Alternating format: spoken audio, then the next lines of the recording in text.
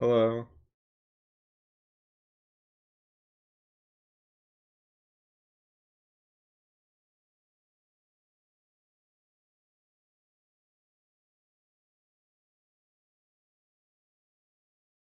Rat, say something in the YouTube chat when you're here.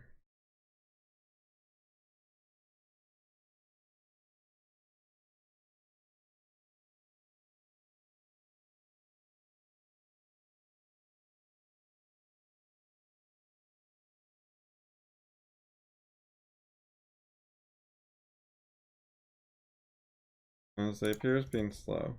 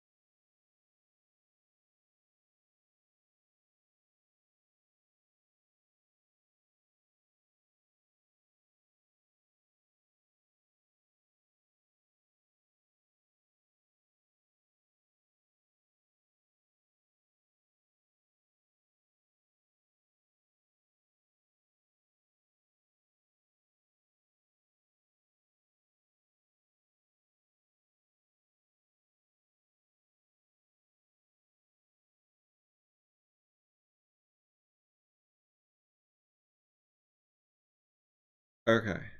End messages.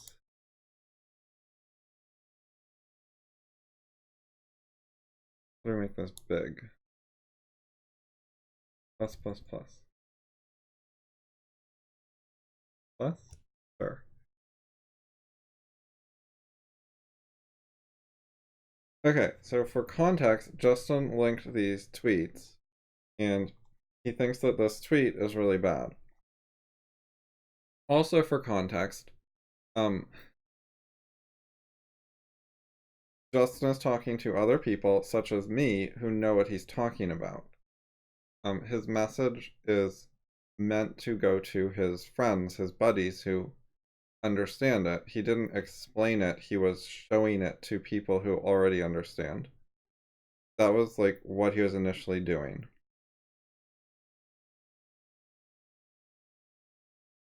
He was so much in talking to allies mode that he actually used sarcasm, which he would not do if he was trying to talk to someone where he wasn't confident of them understanding.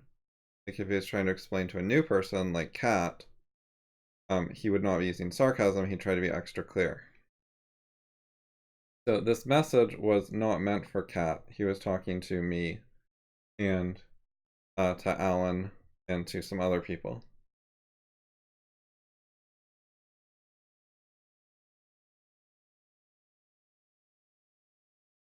He has in fact written many similar messages in the past on other mediums or other forums, and I have encouraged him to do more of it publicly, which has advantages. Why did you retract your message? You just said like here. Doesn't really matter, but also, by the way, if you're gonna respond to me, you should use the YouTube chat because I can't like scroll up and also scroll down in Discord at the same time.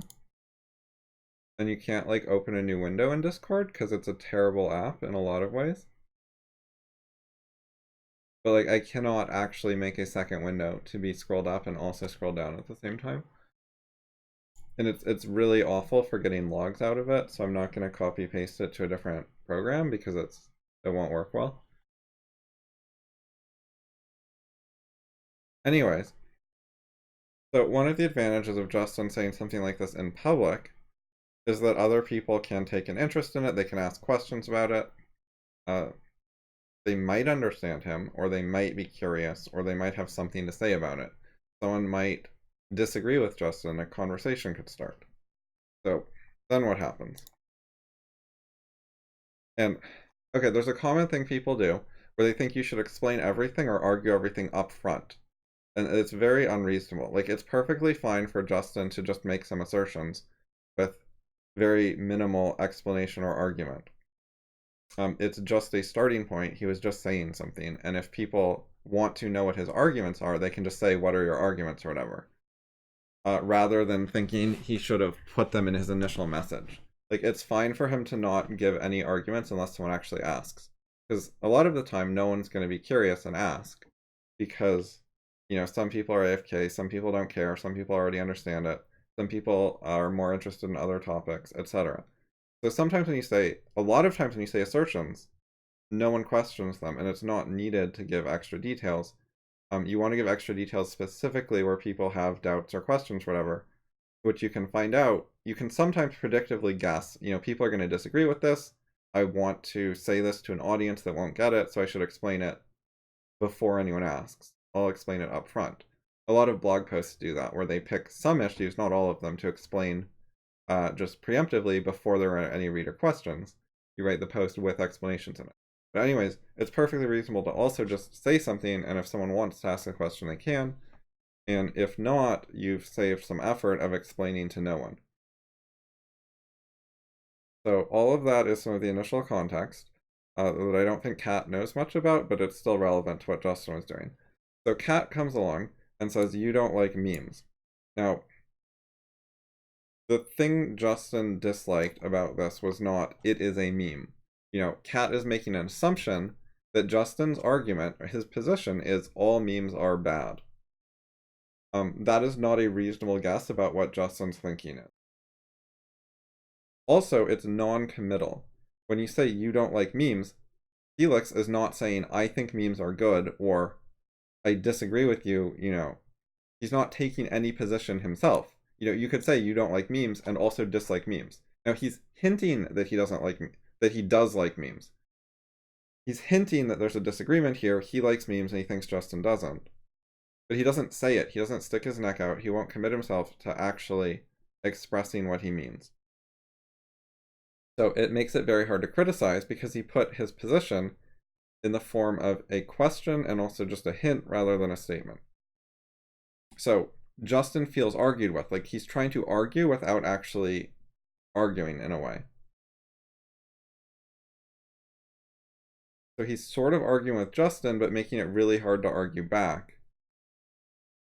It's a very one-sided argument because Justin is being questioned, but Felix or Cat has not put forward anything that could be criticized. He hasn't given any alternatives. So he's trying to put Justin purely on the defensive without Justin being able to argue against Cat in any way. This is a social tactic, which is very unfair. It's trying, because basically socially being on the defensive in arguments is really bad. It makes you look weak, it makes you look reactive, and it puts you at a huge disadvantage because basically the most you win usually is to defuse an attack. So it's like he attacks you, and then if you defuse it, it's neutral. No one got hurt. And if you don't defuse it, then you got hurt. But it's uncommon and difficult to make the attacker look bad. If they really screw up, that can happen. But it's a lot more common for the defender to look bad than the attacker. And one of the ways that happens a lot is people defend against 95% of an attack, but it's like a little bit gets through. They have to concede some minor point. And then the attacker just says, "Well, you're making concessions," and it makes the defender look bad because the attacker isn't making concessions and the defender is.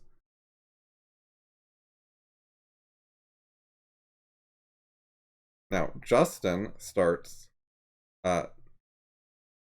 Justin does not respond to the social stuff or the manipulative stuff Cat is doing. He doesn't call him out on his bullshit. Justin actually, despite how terrible a comment this is, Justin simply starts discussing the topic and trying to explain things and give information. Justin's not very socially aware and doesn't care that much. Those kind of social games are bad, and being able to ignore them is a good skill or trait. So Justin just says what he thinks. Memes are okay, but you shouldn't be mixing memes which are frivolous with serious philosophy. They don't go together. Don't combine them, because it gives people the wrong impression.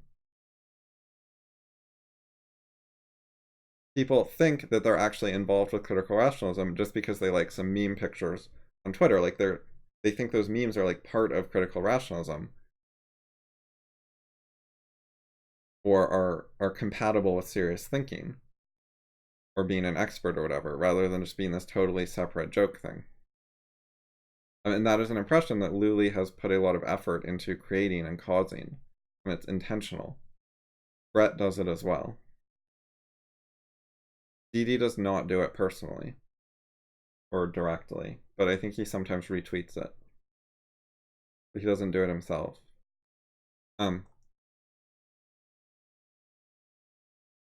I also commented. My comments also did not call out what Cat had actually done or how bad his comment was. It did not do textual analysis of what he said, did not explain the context. It was just, let's try to be on topic and helpful. So I said the imagery is vague, but plays on BOI contradicting views. The last text is misleading, and what's to like about it? So one thing you'll note is Cat does not want to commit himself to any position, so he's not going to answer the question, what's to like about it? He's going to ignore that. He doesn't want to actually say anything that could be wrong. Because he doesn't want to learn, he wants to play social games and manipulate.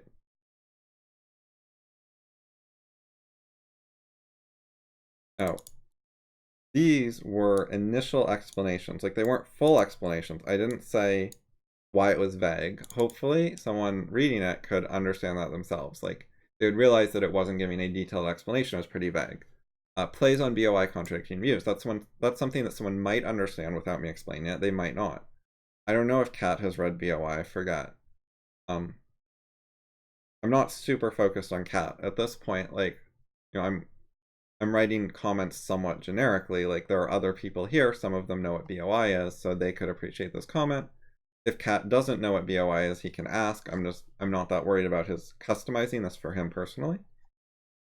The last text is misleading. This is something someone might be able to understand on their own, or they might not, and they could have a question about it or whatever. So it's giving some initial indication of what's wrong. It's nowhere near a complete thing, but it's something that someone could ask about, they could follow up on. So Cat actually asks, what's misleading? This is a reasonable question. However, it is not responsive to most of what was said. Like, it is a reasonable response to this text right here, but then all the other text from Justin and me is not getting responded to. And this is tactical. He was picking a specific thing where he could say something reasonable while dodging all the other issues. He was trying to pick the easiest thing to respond to. He's cherry picking what can he make the most effective response to, rather than actually facing challenges and trying to deal with the issues, like objectively or overall. He just wants to look good and make other people look bad. So he's looking for the easiest area to do that. So what he's doing here, he's trying to control the conversation. He's trying to get me to respond to him again. And he's trying to put all the work on me, because he just asked a 2-word question, and now I'm going to have to give an explanation of what's misleading. So he's not going to be saying anything where he could be wrong, but I'm going to be saying a bunch of stuff where I could be wrong, and I'm going to be doing work and thinking while he doesn't do work or thinking. So that's what he's setting up. So while it is a reasonable response to this particular thing, it is not random that it also has those various social elements. And you see, like, Cat is the one who initiated this conversation. Like, Justin said something, he was just talking to people in general or to me or whatever, and Cat came up and he asked Justin a question. Cat is the one who created a back and forth discussion, who decided to raise some sort of issue here. He asked a question, he got people talking, he's the one who brought up a disagreement or conflict or whatever. So he's the initiator, but he actually doesn't want to say anything. He's just getting other people talking. And he's trying to get them to be reactive and say things where they might look bad, but despite it being his conversation, he doesn't actually want to say anything. He doesn't want to contribute to his own conversation. When you start a conversation, the general implication is you're interested in the conversation, you have things to say about it, you want to talk about it, you're going to participate in your own conversation, etc.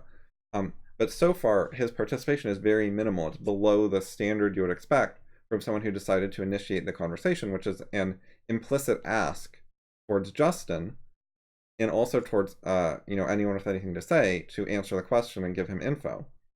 And he's not fulfilling the social bargain or the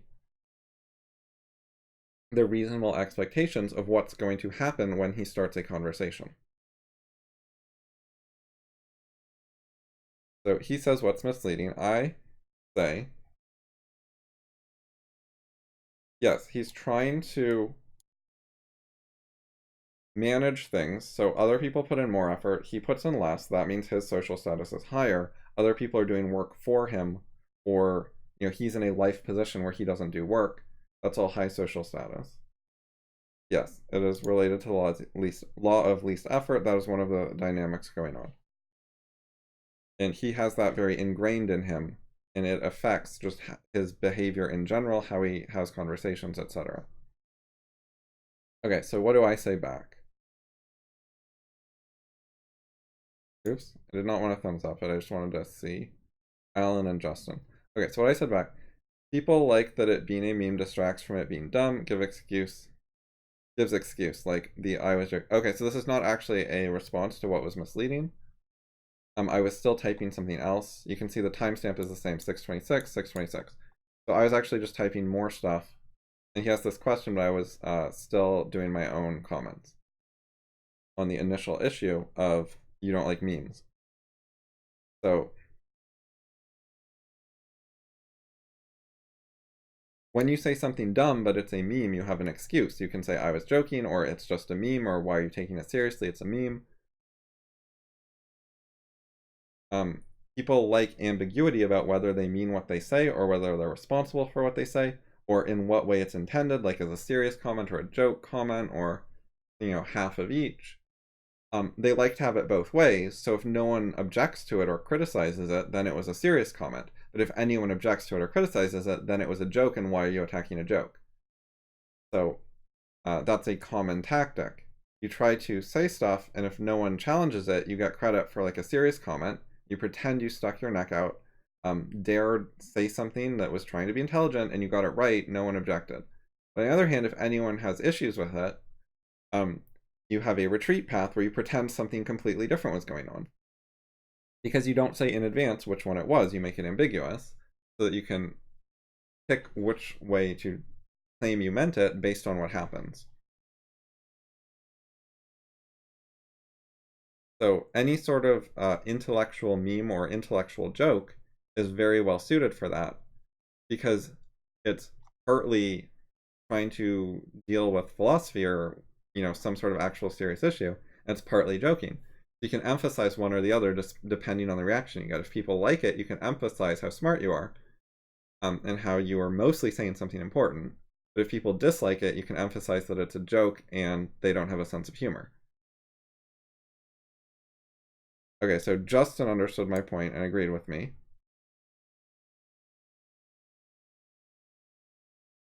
Now Felix says another thing. Well, I don't think people should expect serious discussion on Twitter. But what's misleading, though? Isn't that the idea of fallibility? Always wrong, that's okay, always at the beginning of infinite knowledge. Okay, so he's saying multiple things here.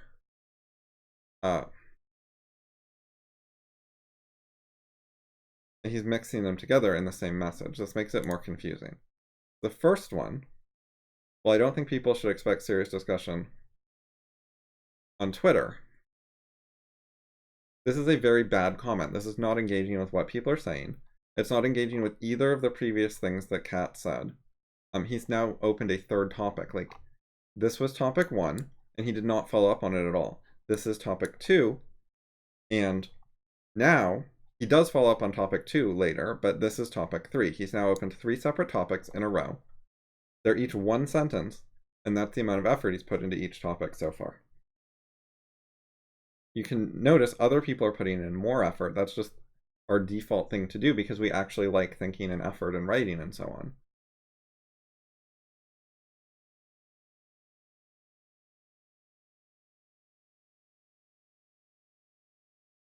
Alan is joking around. I find it amusing, but it could also be very confusing to someone who doesn't get it.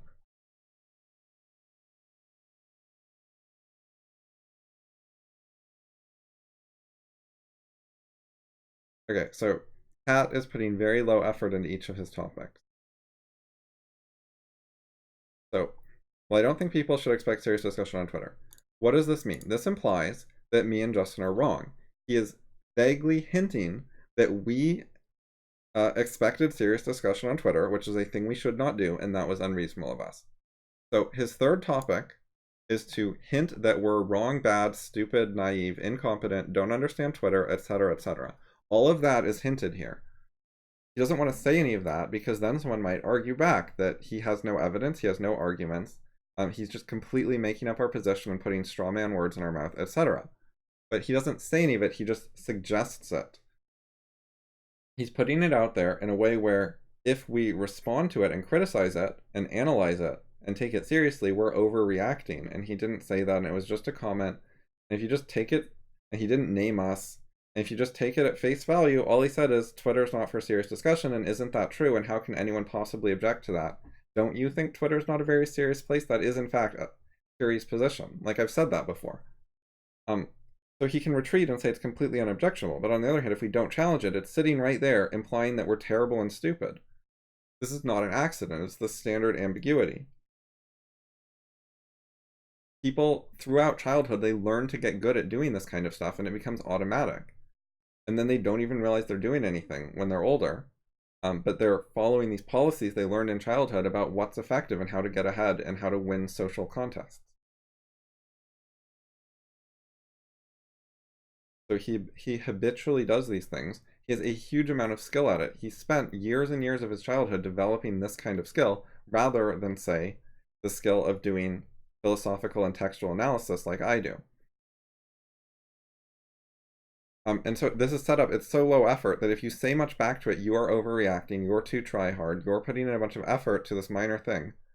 It is socially unacceptable to give a large rebuttal to such a short comment.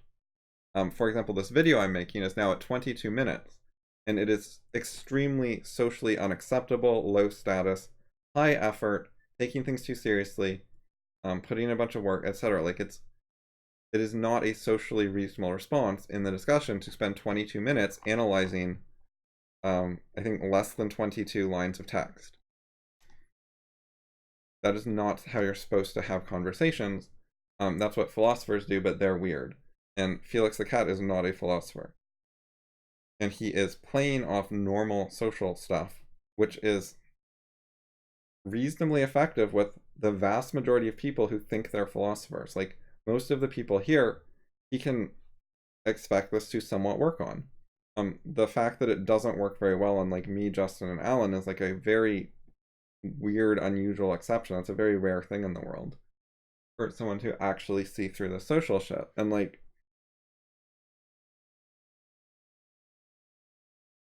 he has no idea what he's up against in terms of my ability to see what he's doing and how transparent it looks to me. Like, I understand what he's doing more than he does. He doesn't know what he's doing. It's intuitive. Like, he's doing it as a natural at this point. Like, it's been a long time since he reasoned out how to do these things. So they're just now his intuition. They feel natural to him. They're just sort of how he talks, his style, etc.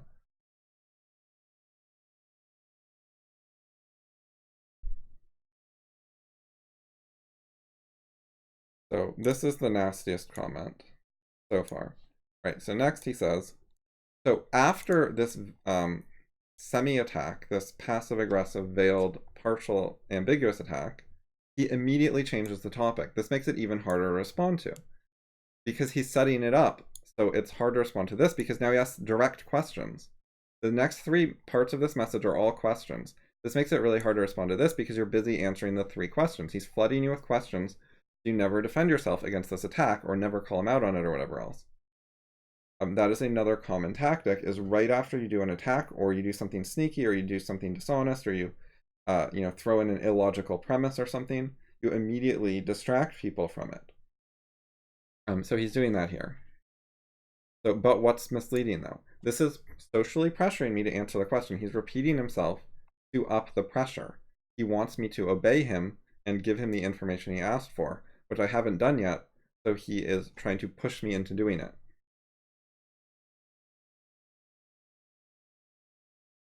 And, what if I'm not interested? What if I think, he doesn't get it, he doesn't know anything, This is not actually my job to explain it to him. What if I don't just, I'm busy, whatever. So he puts more pressure. Not only is he asking me for a second time, which is overly aggressive. He shouldn't be doing that. The once was enough. Especially it's been 2 minutes. Like, he could wait longer. But then he ups the ante further. He says, isn't that the idea of fallibility? So he's implying that I misunderstand fallibility. Like, if I don't argue this case, it looks like I was just confused about fallibility. He's suggesting that he understands it, it makes sense, it looks misleading to me because I don't understand fallibility. This is incentivizing me further to reply to him and to explain it. He's trying to get me on the defensive, explaining why I'm not misunderstanding fallibility, how fallibility actually works, how it's actually misleading, etc., etc. In which case, I'll be doing all the work and exposing a bunch of ideas to criticism while he's, only asking questions and throwing in one sneaky attack, but not saying anything topical. Like, when he says, isn't that the idea of fallibility, he isn't committing himself to anything, like, in a serious way. It'd be very hard to say, no, you misunderstand fallibility in response to this, because he has not said what his understanding is. The question sort of implies that he has a particular understanding, or at least, like, implies what his conclusion is. Like, it seems like his conclusion is that Lulie was talking correctly about fallibility. But there's so much room for him to backtrack here and say I misinterpreted him, and that he was just asking a question, not stating a position. Like, he can easily say, well, Lulie was talking about fallibility, like, she was also wrong, it was also misleading, but that doesn't mean he was wrong, because he was right that she was talking about fallibility. That was the topic. He can claim this was a comment about what the topic is rather than whether it was using fallibility correctly. That's one of the ways he could backtrack it and avoid being caught in any kind of error, because he hasn't really stuck his neck out. He's not being bold, as Popper says we should be. All right, and then on top of that, he stacks a third question. Asking 3 questions at the same time is also socially very pushy and aggressive. So the way standard social rules work is you try not to ask anyone a question they wouldn't want to answer. You try not to make any requests that they wouldn't want to say yes to. You try to preemptively, like, guess what their response will be so that they don't ever have to say no to you. Standard social rules are, if someone actually has to say no to you, you screwed up. Now, it's not necessarily like a huge screw up, but it's at least a little bit of a screw up. You're supposed to be careful enough that people don't have to say no to you, especially people you don't know well. And so, the socially appropriate thing to do is, if you ask a question and someone doesn't answer it, if they change the subject, if they dodge it in some way, if they say something else and pretend like they didn't notice it or forgot it or whatever, if they somehow, without calling you out, they don't say that's a bad question or I don't want to answer your question, because those are rude. But if they just somehow don't answer your question, that is a socially acceptable way to vaguely hint and imply that they don't want to answer that question for whatever reason. Which is not necessarily a criticism of you. I mean, it's a slight criticism of your social judgment, but it doesn't mean it was a bad question. For whatever reason, they don't want to answer. They didn't answer. You're supposed to give people space to not answer and make it easy for them so that they can not answer without saying, I'm not going to answer you, so that they don't have to be blunt. I'm not saying that's what was happening. Like, it's been 2 minutes. I was typing other stuff. I could easily be typing a reply. He has no idea whether I'm going to answer the question. He's already pushing for an answer. But supposing that it had been half an hour and I hadn't answered, and he thought that I was actually not going to answer. The socially appropriate thing to do is just back off. You asked a question, you didn't get an answer. That means you were being too aggressive. And you were misjudging the social situation. You were misjudging how much people wanted to spend their time answering your questions or whatever else. So if you ask one question and you don't get an answer, you stop. You say, oh, abort, abort, abort. Like, if you're asking a question you're not sure the person wants to answer, you have to be ready to make it easy for them not to answer. You have to be make it easy for them to back out. You have to, you want to be prepared to abort and say never mind, to give them an excuse for not answering, to change the subject, to help them save face and help you save face, and just no one looks bad. That's what you're supposed to be prepared to do when you ask a risky question, a question where you're not fully confident that they do want to answer or say yes to your request or whatever. And asking a question is a request because you're requesting an answer. So it's like there's the question, but it's also socially a request. You're asking for something. So what does he do? Does he abort? No, he doubles down. He's pushing me to answer instead of making it easy to not answer. He's being aggressive. And he doesn't just double down, he quadruples down. He goes from 1 unanswered pending question to 4. There are now 4 questions in a row that I haven't answered. And he did that all at once in a jumble. So now he's being super fucking pushy. And he's making 4 requests of me, which is a lot more than 4 times as pushy as 1. Like 1 request is okay and not very pushy. When you do 2, it's basically like an exponential escalation.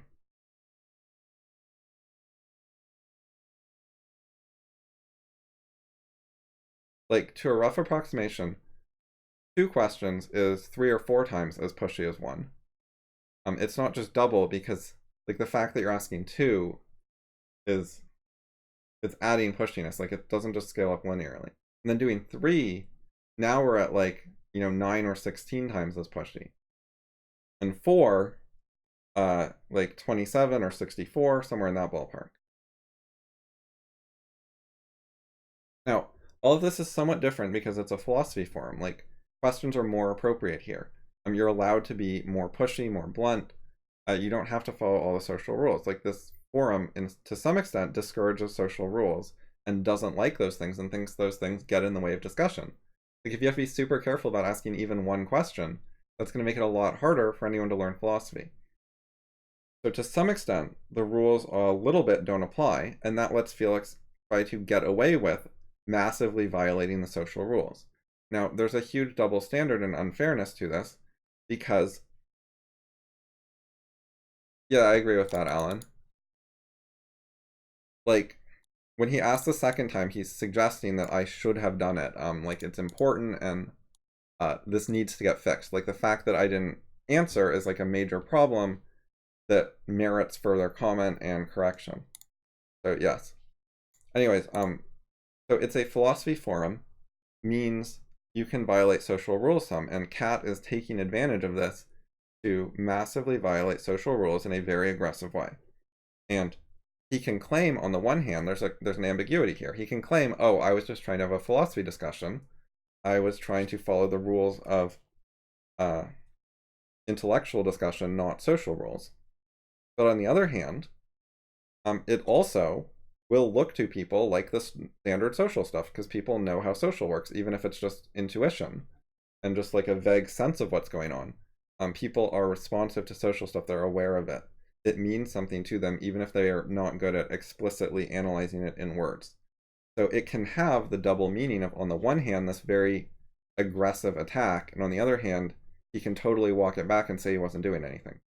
And what also goes into the meaning of this is his previous comments, both of which have major, well, the first one has major social signaling. The second one has a little bit. It's quite ambiguous. Like, it's sort of something you could say if you're being serious, but there's also problems with it, which I analyzed earlier. And then the first one was like very social. So it looks like he's talking in a social way, not a philosophical way. But the only excuse for doing this is if he was doing philosophy, not social, because socially, this is super aggro.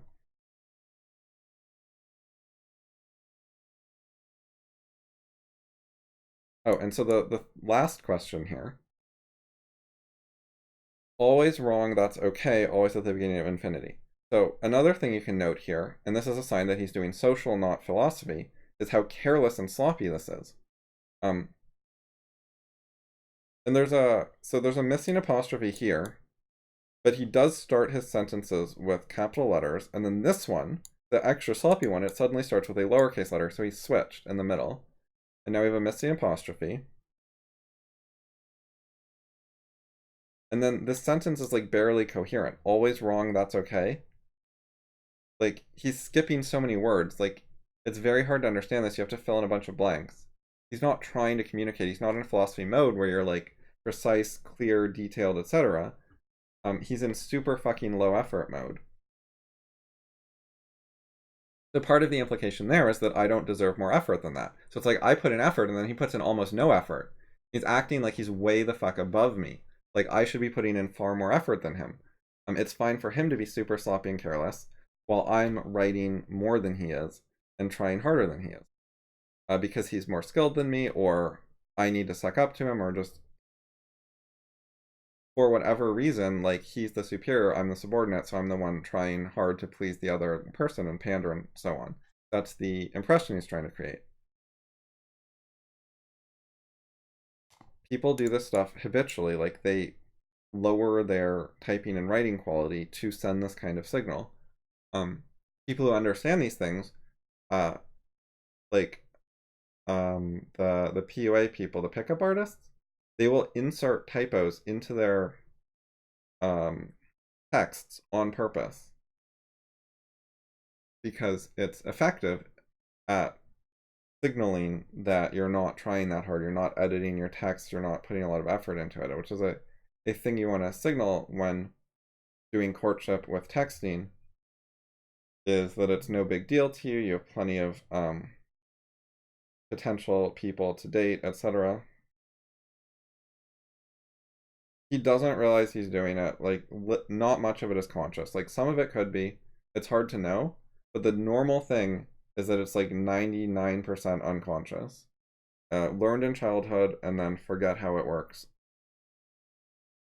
And do it all by habit, autopilot, intuition, etc. But it's like how he walks. He doesn't consciously know how to walk or think about that. Walking is something he does on autopilot. Me too, by the way. Like, autopilot is not necessarily a bad thing. With walking, autopilot is a good thing. It lets you chew gum at the same time because the walking doesn't require your attention. And actually, I can autopilot the walking and the chewing gum and do something else at the same time because it can autopilot both of them. Like, that's good. It frees up spare intellectual capacity to do other stuff. One of the main ways you make progress in philosophy is you autopilot some of the skills. Like, you learn them well enough that you can autopilot them effectively.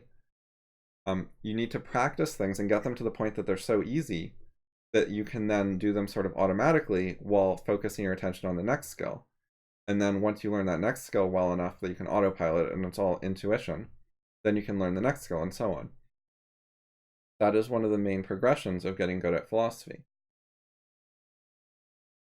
So he's gone through that progression with walking, where once upon a time, when he was 1 year old, he learned how to walk and he put a lot of effort and thought into it, and he no longer thinks about it. But there was, conscious design that went into it at the time. There were choices made at the time about how to walk. Walking was chosen as a goal on purpose, etc. And it's the same with the social stuff.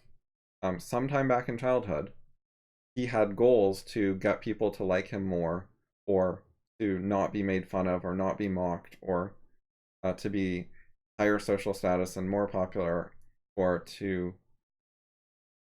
win over certain people, or whatever, that kind of stuff. All that social climber stuff.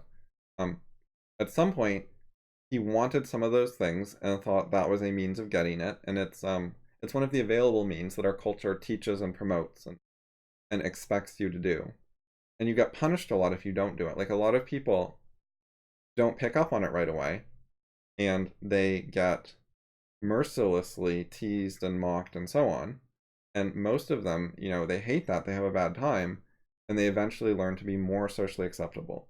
Although the people who get off to a bad start, most of them stay below average at it, but they still put a lot of work into improving at it to the point that they don't get hurt so much. It's a very nasty system. One of the things that happens is the people who get off to a good start, they're having a lot of success, so they gain confidence, and confidence is high status. And it's easier when you're on top because people are coming to you, people want your approval, and you're having such an easy time, you're not really approval seeking, you're not sucking up to other people, because why would you? Because everything's fine for you.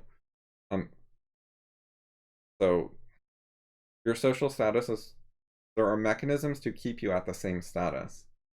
Like, higher status is easier to maintain, lower status is harder to maintain. Or there are barriers to moving up. There are reasons that it's hard to act high social status if you're currently not. Like, it's hard to change over.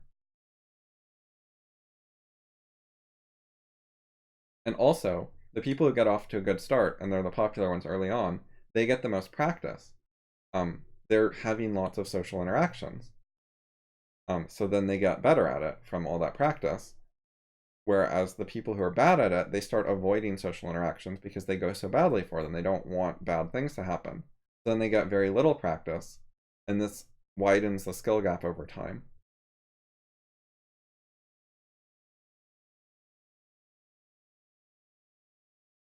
It's hard to know how good Felix is at this stuff in person or like in his social circle or whatever. He's within the normal range. Like there's a wide range of normal. Um, I think.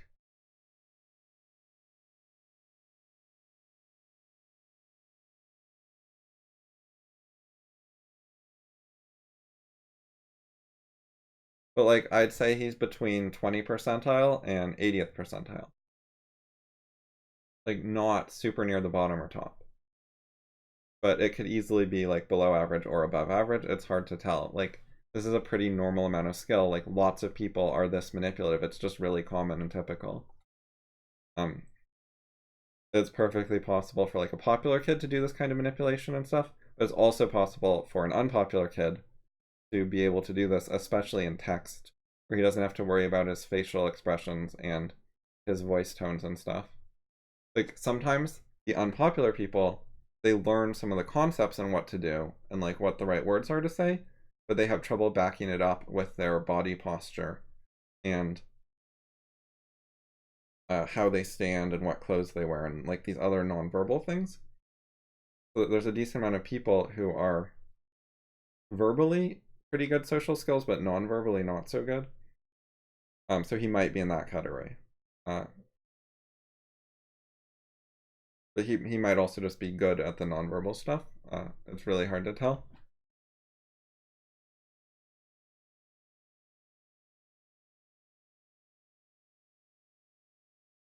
So there's this very lazy question. It's hard to answer. And he's putting like minimal effort into actually explaining what he's thinking.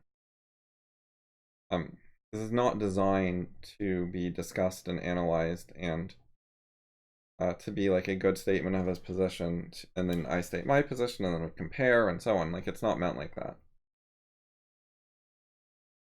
Pleasing people would be similar to this, being liked by others, even though the only reason for it is that one has no opinions of anything but just agrees with anything everyone else says. How does one change this if one has done this for a lifetime? Yeah, fixing this stuff is hard. There are a variety of routes though. One of them is to get really into objectivism and to admire Howard Rourke and to think to yourself things like, what would Howard Rourke do in this situation? And that can help people. Feynman has some good material on not caring what other people think. And general philosophical skill and being good at introspection and understanding social dynamics can help. Well, there's sort of two things there. Being good at philosophy in general just lets you deal with everything better, and it can help. You can get more control over your thinking, your actions, your life, and more self-understanding and so on. So that's a route to making progress. On the other hand, you can study social dynamics specifically, and you can learn about how to look high status, how to look low status, what the social game rules are. And understanding like this specific field can be helpful. That's another way forward. Another thing you can do is avoid social situations and like focus on reading books and having impersonal asynchronous discussions. Like if you have your discussions in text and they're not in real time and they're on the email list with a bunch of quoting and very serious mode, that kind of structure and situation can help a lot so that there's a lot less social going on. You can also ask for help. You can ask people to point out when you're being social and stuff like that. It's very hard to point these things out to people who aren't trying to change. Like the default assumption is if I told all this analysis to Felix, he would not like it, he would not appreciate it, he would feel attacked, etc. Um, However, if a person has actually said that they want to change and they've heard some of this type of analysis before and actually liked it or appreciated it, um, that's a different situation, and then it would be possible to give them advice and critical commentary a lot more.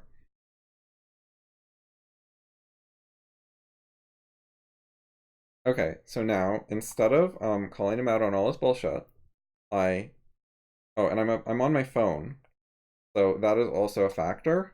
Like he waited 2 minutes and I didn't answer his question, and I'm on my fucking phone.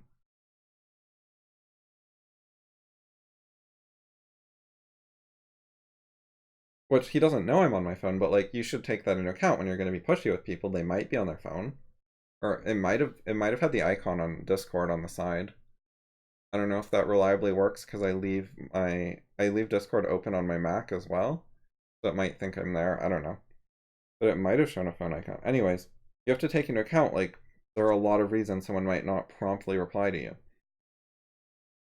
Anyway, so on my phone, I screenshotted the Twitter thing because it's hard to like quote it and copy paste it and whatever.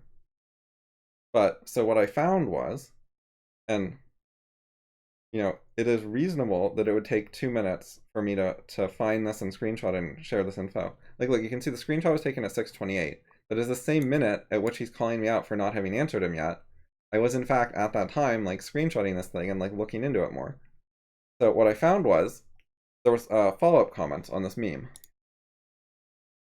So Lulie wrote this shitty meme, and someone said they knew why the last message was misleading. Like this person on Twitter saw what was misleading about it.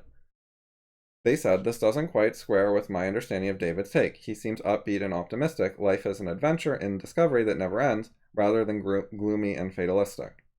And then this last line they said doesn't make a lot of sense. But anyways, this is a very reasonable commentary. This is the main thing I thought was misleading, is it made it sound like skepticism and we can't really have knowledge and that's all bad and sucks. And on top of it, I thought she said all this bad stuff and then blamed it on BOI. So I thought she was sort of saying it's David's fault. It's his book, his ideas, that philosophical system is the source of our misery. So that was like extra awful. So what did Lulie say about this? She says it was intended to read as fox gloomy for all the lines in the last paragraph, comma, except the last one. So she's saying every line except the last one was intentionally meant to be misleading. She made it misleading on purpose. So that's how misleading it was. It was designed to be misleading. She wanted a surprise ending. So one thing that shows you is something about Kat's knowledge of the topics. Something that was literally designed on purpose to be misleading and wrong. And he doesn't see anything wrong with it. He doesn't see that it's misleading. He doesn't get it. So he just doesn't understand the stuff he's asking about. He doesn't know philosophy. He doesn't know BOI. He doesn't know critical rationalism. He doesn't know Popper, etc. He doesn't have the skill to be talking about this. He should be asking, like, what are the basics? Where do I start learning? But he's not asking that. He's pretending like he should be questioning us, like he knows enough to question us or something, which is a social posturing thing. Anyways, so after Lulie made all the lines misleading on purpose, there was the last line which wasn't. And she says, "You realize the beginning of Infinity is awesome and that it's a book reference." So, upbeat message. So, to me it looked like the last line contradicted the previous line, so Lulie was contradicting herself. But in her mind, she was like, well, I turned it around, surprise ending, so it's upbeat because the last line was upbeat. So she thinks the last line somehow overrules or takes precedence or priority over the previous lines, but she never explains that. So she doesn't explain what she's doing. It's not at all clear. And also, she was relying on people getting a book reference. Like, not everyone has read that book or knows what she's talking about. Like, this is a public Twitter and she has like 3,000 followers or something. They're not all going to catch references to book titles. You shouldn't be giving people totally the wrong idea about what your philosophy is if they're a beginner who doesn't know what to expect, doesn't know book titles, and then you're just giving them misinformation. Like, it's specifically the people who are most vulnerable to getting a bad impression of what she's talking about and like getting an initial impression, who are not going to get the reference and going to be confused. Like it's really bad for beginners, and it's very beginnery. It's a fucking meme with this giant picture. Like beginners are going to think, ooh, this is something I can deal with. This isn't going to be too hard for me. And then it's going to tell them we can't know anything, and they're going to be like, this sucks, fuck this, and they're going to leave. So she's terrible at outreach. By the way, what did she actually write? So I know I'm right. How do I know I'm right? So this is supposed to be like a progression. Like if you say I know I'm right, you're dumb. If you say how do I know I'm right, you're thinking a bit more. That's not actually good. If you say how do I discover when I'm wrong, now you're actually smart. That's a better question, not how do I know when I'm right, but how do I correct my errors? So this part was actually like fairly reasonable. It was just the last part that she did a really bad job with. This is actually the third one is like good. This is good. This could have been the last one and it would have been fine. Like if you just had a progression of 3 or something, or you threw in like an extra dumb one at the top and moved these 3 down, it would have been an okay meme. Like I still wouldn't like it, but I wouldn't think it was awful. But so what does her fourth one say? This is supposed to be like the extra smart one, the biggest brain. All my and everyone else's theories are wrong and will always be wrong, and there's nothing we can do about this. Like that sounds so fucking awful. That's total skepticism. That is a terrible philosophy that's going to alienate like most people except nihilists. Like it's going to alienate everyone good. And it is a standard issue that people think that kind of thing about CR. That is like one of the ways people misunderstand Popper. It's one of the things they're worried or concerned that Popper might be. They're like, Popper seems sort of in that ballpark, so maybe I don't like him or maybe he's bad. And here Lulie is like explicitly, directly saying the things people like hate most about Popper, even though they're not true about him. And she's just asserting them, she's stating them, and she's putting them in a super positive context as the biggest brain. This is if you're a truly wise Popperian, then you know we're just always wrong and we can't do anything about it. Oh, so terrible, terrible messaging. And then what does she follow up with? Because we're always only.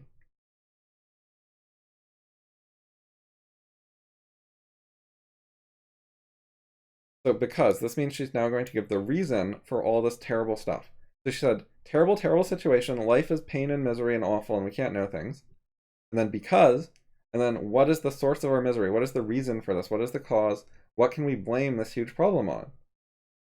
We're always only at the beginning of infinity. So she's saying, if you can simply reject beginning of infinity, you can get rid of all this stuff. So if we reject this, then we get rid of all the bad stuff. So she is associating BOI as the source of evil in the world. So that was a terrible fucking tweet. And Felix is so out of his depth that he didn't see anything wrong with it, whereas like that random person on Twitter wrote a reasonable rebuttal.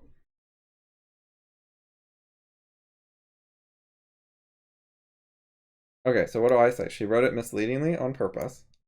Her idea was that contradicting herself on last line would overrule prior statements and that the surprise ending is better than clarity.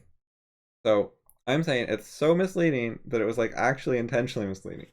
And she admitted it publicly. So this answers Kat's question that he repeated. He was pushing me for this info, and I've given him a good answer. On my phone, I gave him a screenshot and wrote 3 more sentences on my phone keyboard that I normally avoid typing much on. So he's acting horribly, and everyone is just being totally nice to him and giving him info and stuff.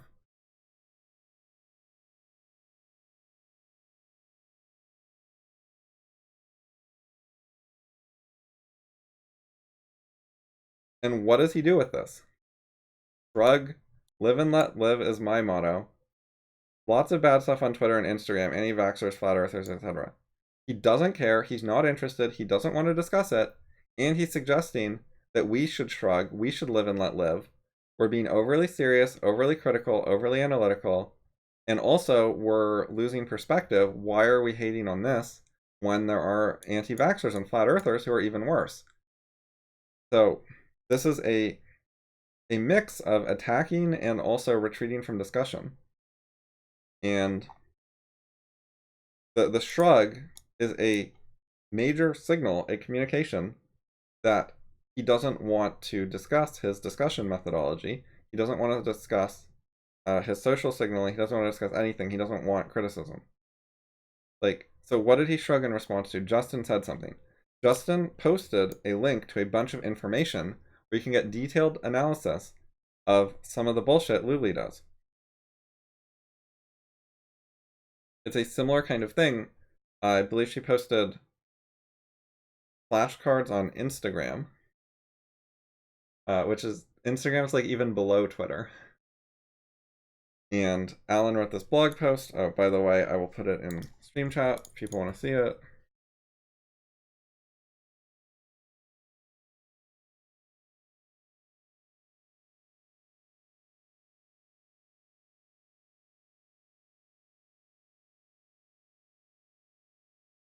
By the way, for further context, the reason that we pay some attention to Lulie and criticize her and stuff is that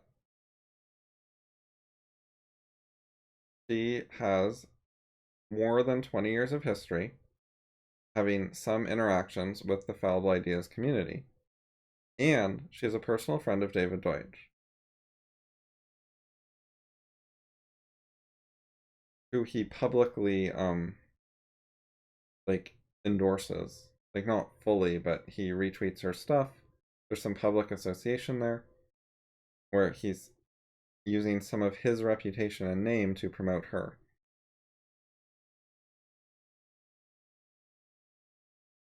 And as far as me and Justin personally, we've had many discussions with Lulie in the past. So we're, to some extent, following up on that and seeing what became of her. What was like the conclusion of all those discussions. So we have reasons to be interested in this stuff, in addition to the fact that she is spreading misinformation about Popper, which is a reasonably small community with a reasonably small number of prospective interested people, and she is shitting in that pool and poisoning the well of these people who might be potential FI recruits. Like, she's taking some of the few people who not only are Popperians, but she's also particularly good at getting David Deutsch fans to follow her. And she's taking that small group who might actually like FI. It's one of our best recruiting pools.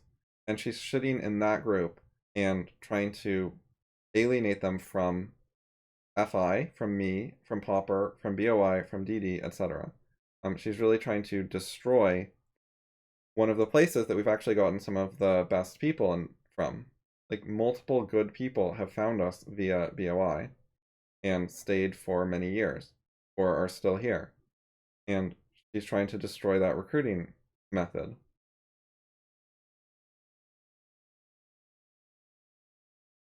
And she's using our own help against us, because we helped her in the past to understand some of the ideas better, and she's using that help to better present herself as if she knows stuff and is a philosopher.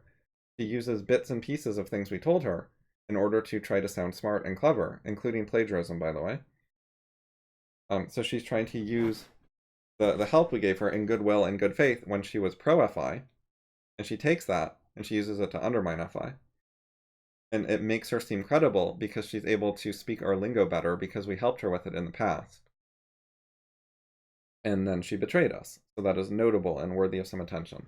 Anyways, so Justin linked to this info, but Felix the cat is not interested in info. He doesn't want to read about this. Like a blog post, oh, that's what a wall of text. And Justin says, Lily should work on her understanding of ideas rather than meme. She doesn't want to, though. Memes first, fact, reason, discussion, criticism. So Justin actually has some animosity towards Lulie for the reasons I just explained. Like, she has wronged him in large ways. The meme tweets that he was called a horror show earlier are part of her actually personally betraying and wronging Justin and me. So Justin's, displeased and wants to just call out this bullshit and complain and like bitch and groan and moan a bit. That's like the thing he's doing that Felix is being disruptive to and totally oblivious to. Like he's not being socially sensitive to pick up at all on the vibes of what's going on. He's just butting his head into a thing he doesn't understand and being disruptive to it.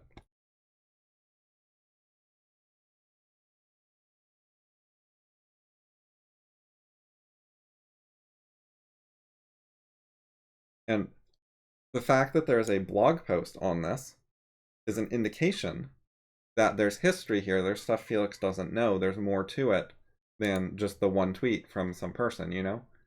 That it's actually, we know something about Lulie personally. You can see her name in the blog post title. So it's not a random person, you know, there's a thing here.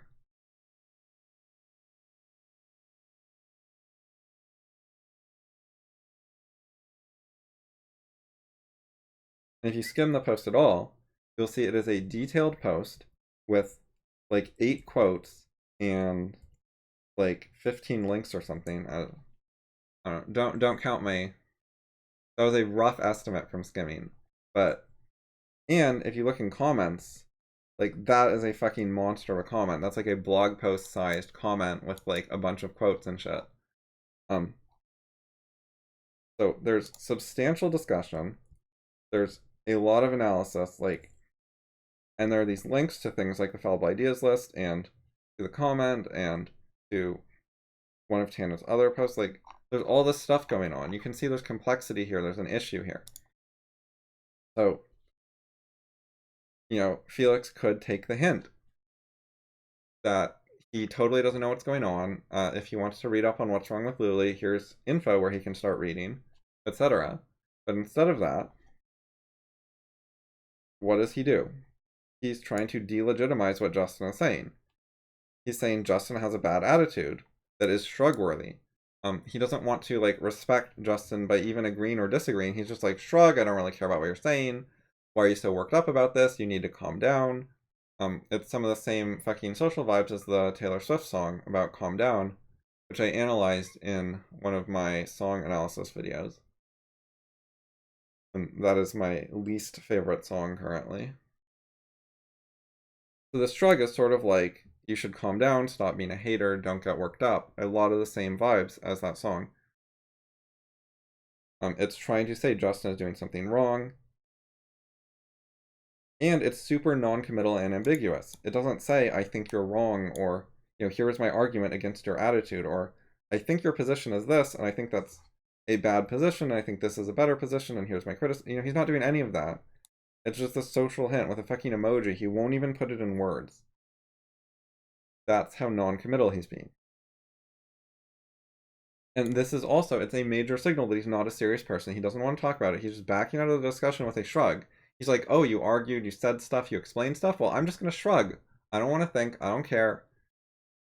Philosophy makes me shrug. Live and let live is my motto. Now, this is an indirect attack. This is passive-aggressive. Why is he talking about this? Why did he bring up his personal motto? Well, he's implying, ambiguously and deniably, that this motto has some relevance to what was said.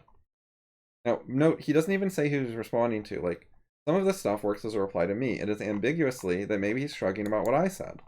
He's certainly not responding to the fact that I answered his question with whether or not he understands it. He's just shrugging. And maybe he's talking to me, or maybe he's just completely ignoring me. Like, after he asked me twice the same question, he just doesn't care at all. Like, he's totally fucking with us and behaving super irresponsibly. And if he gets away with it, then the social meaning is we're his bitches. Okay, so this motto thing, it has meaning, but also plausible deniability. That's a key concept.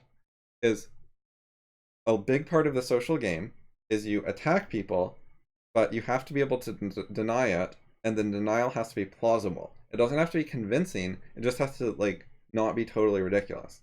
If your denial is just completely unbelievable, people will call you out on your bullshit. But if it's like semi-believable, then even if people know you're probably lying, you can generally get away with it. So that's plausible deniability. And that's what he has here with this live and let live as my motto. He can plausibly say, I was just talking about my motto. I thought it was sort of relevant. I wasn't attacking anyone. And we could be very suspicious and think he's a lying asshole, but it's hard to prove it, and he's making it on purpose hard to prove that. So what is the relevance of live and let live as my motto? He means this is not Justin's motto. Justin is not doing this. Possibly me as well, because it's not clear who or what he's replying to. And there's a fucking 6-minute delay. So he was super fucking pushy after 2 minutes when I'm on my phone and I didn't manage to answer his question within 2 minutes. But then we give him all this info, and I give him this info. I answer his question at 6:29. After 1 minute after he was all pushy, he gets his answer. And then after that, we go from 6:29 to 6:39. 10 minutes later, and he's just ignoring me. He didn't actually want the answer he demanded. Very disrespectful. And if you let him disrespect you, it looks like you're weak. So and that's a common thing people do, is they bait you. They disrespect you, they make you look weak, they attack you, and if you react, they say, you're paranoid, or why are you picking a fight, or whatever. They deny that they did anything, and they try to make you look bad for your reaction. If you don't do anything about it, then they just keep pushing more and more and further to see what they can get away with.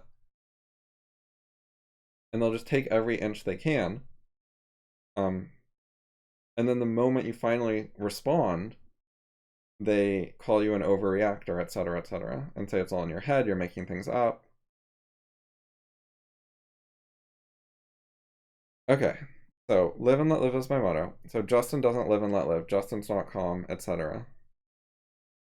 It's a vague motto, but it sort of means Justin shouldn't care so much. Justin should focus on his own life. Justin should have let Lulie alone, let her live her life. Everything's fine, there's nothing worth complaining about, we're all just living our lives, and we should all just be happy about that. So all this criticism and disapproval is unwarranted, and he'd be better off without it, so Justin is unreasonable and immoral. And ambiguously could apply to me too. And then this one is particularly bad. So he's, with plausible deniability and plenty of ambiguity, suggesting that Justin, and maybe me, are bad at keeping in mind the bigger picture. We've lost perspective.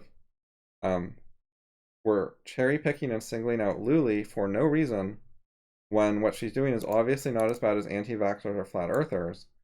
And so why are we picking on someone who's doing philosophy and sort of trying, and maybe it's not the best, but there's so many people who are so much worse. So this is saying we're being super unreasonable. It's trying to put this completely unfair context of that we're complaining about a lesser evil instead of a greater evil. And why would you do that? That's bad. You should complain about greater evils, not lesser evils. Now, he has no fucking clue what he's talking about. Lulie is doing a lot of harm directly to our stuff, things we care about. She's fucked with us personally, and she's fucked with our community. Anti-vaxxers and flat earthers are not, in fact, doing anything to alienate people from FI or screw up our recruiting or anything else. Oh, and there's more typoing. So we have so this one, he has a capital letter and a punctuation at the end. Then this one, we're missing the capital letter. Instagram is 2 words. Twitter's capitalized, but Instagram's not. It looks like a total mess. Then anti-vaxxers, we have the N capitalized for some reason. Maybe there should be a hyphen or something. I don't know. It looks messy. This is a sentence fragment. This is a sentence fragment as well. So he's taking his 2 sentence fragments, put a period between them. Etc. is a sentence fragment. He put a period here. We have anti-vaxxers, comma, flat earthers. That's a fucking sentence fragment all by itself. And the etc. has 2 periods, which is the wrong number. It should be 1. Or if you want to put an ellipsis, you would need 3 or even 4. So you could have 1 for the abbreviation followed by an ellipsis. But, etc. inherently means multiple things. So you don't need the ellipsis to signal multiple things because the etc. means it. So in general, you don't want etc. plus ellipsis, although people commonly do that. And I think I've done that a lot in the past, and I might still autopilot do it. I don't know. But 2 periods is just careless, doesn't care. more signaling that he's not trying hard. So he waited a long time, then he wrote this like careless, shitty response that is baiting us and ambiguously offensive. It's passive aggressive. It's sort of attacking us, but he can deny it. I mean, I know what's going on, but like by normal social standards, it's deniable. This is the kind of thing you can say at school, and people have a hard time fighting back or standing up to it.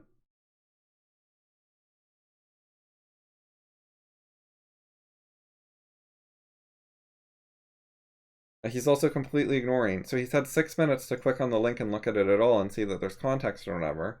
And he's just trying to flip the context on us and reframe it as Justin is just criticizing something on Twitter and made a bad judgment about which thing on Twitter to criticize. Like, he's not acknowledging at all the actual context, which he just got linked to information about and could have picked up on earlier that there was something there. And that is the last thing he says in this conversation. However, he was so fucking aggressive that he baited out a reply from me.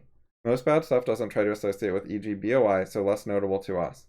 This is explaining myself and giving a defensive reason about why the Lulie stuff merited attention when I don't criticize anti-vaxxers and flat earthers.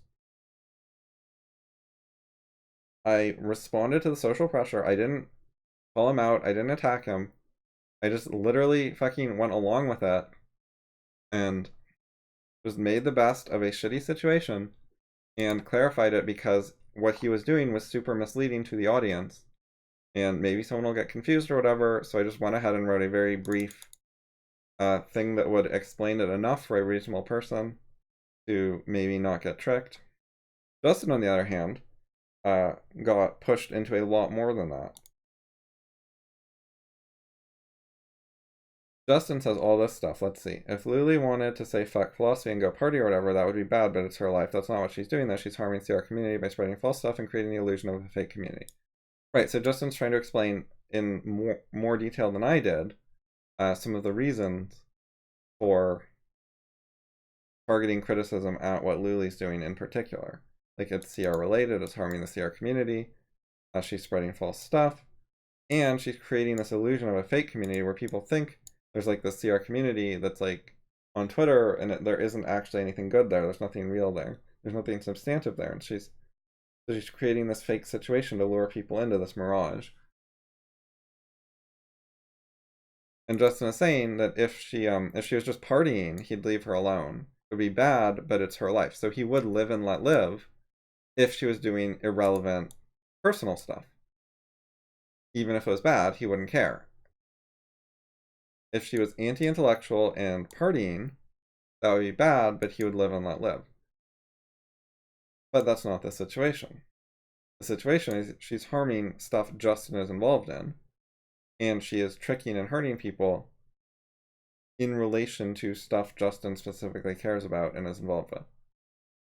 He says the other dumb people are on Twitter about you, so you can see how reactive he's being. He's responding to what Felix said in multiple ways. He's responding implicitly to the live and let live thing. He's responding also to the second point, the lots of bad stuff. So Felix threw multiple arguments, and he got Justin to give multiple rebuttals. So it's the social dynamic here is Felix just throws a bunch of careless, shitty, sloppy, dishonest arguments out. They didn't really seriously he's not trying to do his best to figure out what's true. He's not trying to seek the truth here. He's not trying to learn. He's not trying to find out what the best view is objectively. He's just throwing stuff out for social dynamics reasons. And he's got Justin wasting intellectual effort responding to this stuff point by point. And that's extra try hard, and it looks extra bad socially. That the person can just throw multiple points at you and then you respond multiple times, because then it's like you're taking multiple work orders from this person. You're their bitch in multiple ways. And it amplifies like more than linear, as I talked about earlier.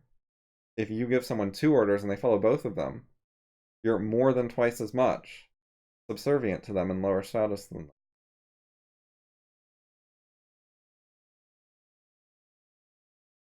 And Justin is like, he's being defensive at the same time that he's taking orders about what to talk about and reacting as Felix wants. Well, meanwhile, Felix is just totally cavalierly ignoring whatever we say to him.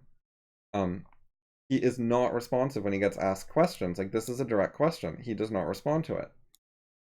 So when we ask him a question, he doesn't respond. When he asks us a question or argues with us or attacks us or whatever, we respond. That makes us look socially bad because the social rules are somewhat opposite to the philosophy rules. The philosophy rules are sort of like responding to questions is good and makes you look serious.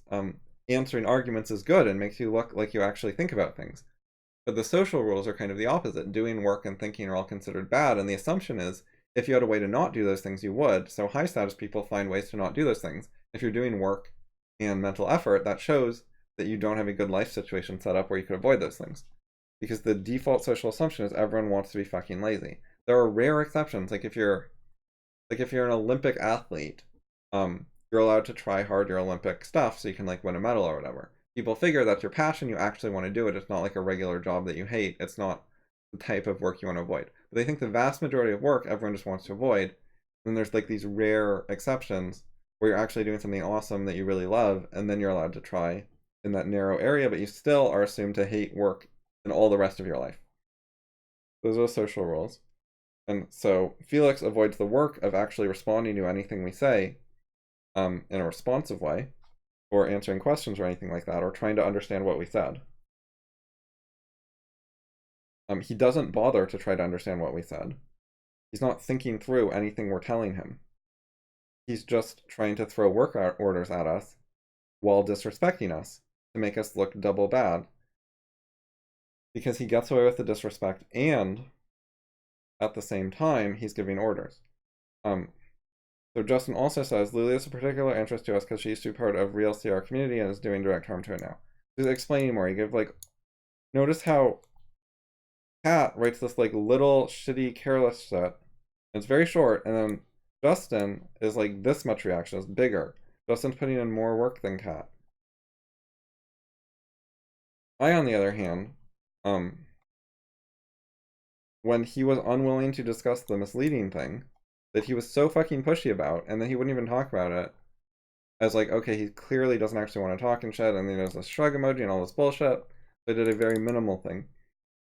Because fuck this. However, I did not start a conflict with him. I did not call him out. I did not point out that he's a terrible person, even though he is, and I know it, and I have extensive fucking documentation of it that I could do. Like, you know, I hadn't thought through all of this analysis at the time, but I had a rough idea of what all of it was. I'm reasonably aware of the social dynamics if I'm paying attention at all.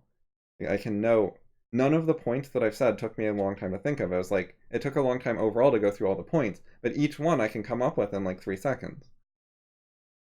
So I can intuitively or quickly see mostly what's going on, and then, you know, being thorough takes a long time, but I know immediately roughly what's happening if I pay attention to it, which I don't always. I dislike social stuff, and sometimes I'm just not thinking about it.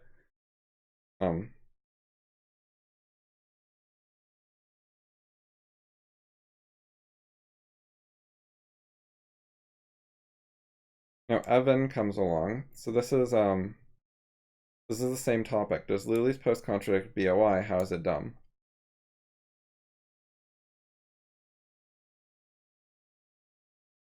So Evan asked this question, well, 2 questions even. But it's sort of like a 2-part question. Like, I don't regard this as especially pushy. I think in the philosophy forum context, it's pretty okay. And there's no sort of context to make it look aggressive or offensive.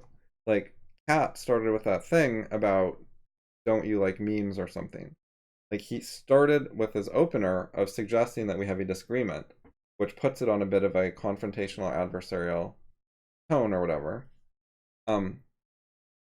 These questions do not suggest that we're wrong. Does Lulie's post contradict BOI? Does not you know, hint that we're wrong or whatever. It just sounds like he actually wants to know. How is it dumb? This sounds like he doesn't know if it's dumb or not, potentially. He seems to have gotten the impression that we think it's dumb, so he's asking for more information. Again, he's not doing any social manipulations here. Like, it's fine. These are just like normal questions where he wants information. Very different than Kat's questions. And so I gave him like a real response. admittedly, I quoted something I'd already said, because, it seemed like he wasn't paying the best attention or something. So I'd already given an answer to his question. I quoted it, and then I sort of repeated a little, because apparently he didn't get it. So it said false, gloomy stuff, then ended by contradicting itself or making it sound like BOI is gloomy. It's misleading because people will read it and think she believes the lines prior to the last are true. And Besetro gets it. Besetro is like thinking that this would totally turn people away from CR. This is off topic. Oh, this is in the comment thread on what Lulie was saying. Brett, who is a teacher, who left FI not because of any intellectual criticism of FI, but because FI had intellectual criticism of his teaching, and he was not willing to accept that we could disagree with what he was doing and think it was bad. Like, he wanted us to say what you're doing is acceptable. And when we wouldn't do that, he left. And now he's hostile and doesn't respect us or try to learn from us, even though he never had any actual criticism of any of our intellectual ideas. He was just offended that we believe in taking children seriously stuff that David Deutsch was the founder of. And now he goes up and sucks up to David Deutsch, and David Deutsch doesn't mention TCS stuff, but David Deutsch's unstated opinion, we know from his past writing, is that Brett Hall's profession is immoral and Brett is hurting children for a living. That is what David has long believed. It's very clear from his literally thousands of posts about it. And when we also believed that, Brett just hated us and left to pursue someone who would avoid telling the truth to his face. Anyways, so in the context of Brett is a teacher who's mean to children for a living, this tweet was him being mean to someone. So someone wrote something and they were actually sort of trying and earnest and they're making some sort of effort. It wasn't great, but it didn't deserve to be attacked, was my impression from memory. And Brett says, suppose a fiction, interesting, now observe reality.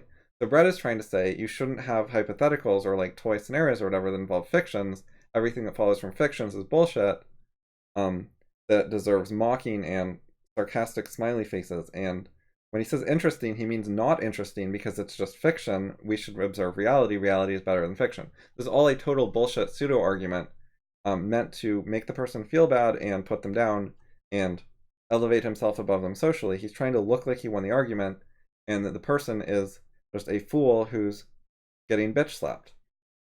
That is what this is designed to do. It's not at all serious. It's not trying to be helpful. There's no way where he's trying to help the person understand something or teach them. He knows some stuff about Popper and BOI and CR. He has some partial limited capacity to try to be helpful and try to teach things. And while he'll screw it up and get it wrong sometimes, even if he was trying, he would sometimes get it right. And you'd be able to see that he was trying, even in some of the cases where he got it wrong. You could see it was a real effort, an honest effort, but he fucked up because he doesn't know everything and stopped trying to learn everything and left the community where we try to learn stuff. But anyways, this is not that. This is not an effort to help someone. It's not an effort to explain. He's just being an asshole.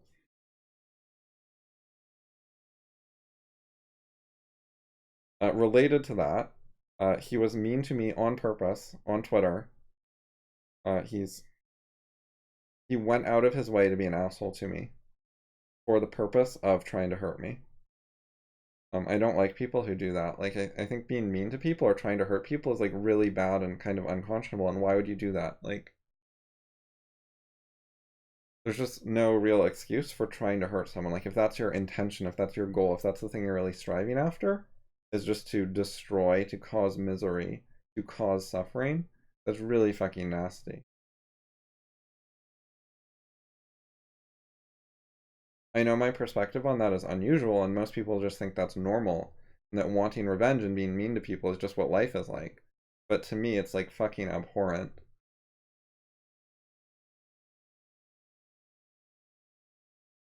So Besetro said this, I remember. My first impression after seeing it was, no wonder objectivists think critical rational people are skeptics. Skeptic, by the way, being a very, very bad thing. And so you have this misconception by objectivists who don't really read Popper, that Popper is this terrible skeptic guy. And then Lulie's tweet is playing into that and giving fuel to that misconception. Like, she's helping spread this ongoing problem. And then Evan gets, like, lost. Evan put low effort into this, and he didn't do a very good job of discussing. And I tried to help, and then he was still lost, and then I tried to help, and then he was still just, like, lost, and